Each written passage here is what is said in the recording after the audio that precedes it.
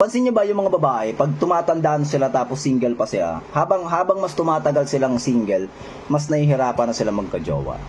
Naisip niyo ba kung bakit? Alam niyo may teorya ako tungkol dyan eh.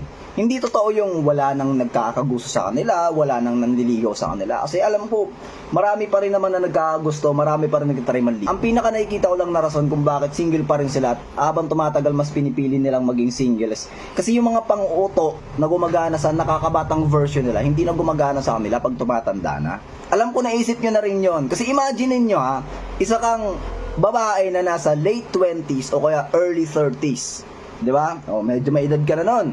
Tapos biglang magchi-chat sa yung kausap mo ng kumain ka na ba? Huwag kang magpapagutom ha. Ano yung sasagot mo doon? Like, yeah, bobo ba ako? Ba't ako magpapagutom? Pagod ako sa trabaho. O kaya naman mag-ingat ka palagi ingatan mo yung sarili mo. Parang sarap sagutin ng tanga ba ako sa tingin mo? Di ko iingatan yung sarili mo. O kaya isipin mo na lang, di ba? Isa kang babae na nasa 30, 31, 32 years old, tapos bigla kang tatanungin kung ano yung favorite color mo. Di ba? Di ba? Ibig sabihin lang noon, di ba?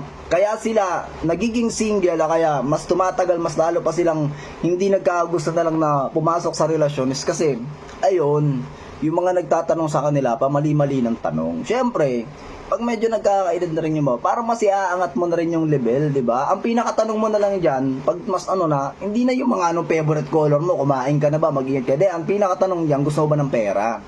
Yon, ano paborito mong ointment, ipikasent ba, paulinement, katingko, salon pass, mga ganon, yung mga tanungan dyan.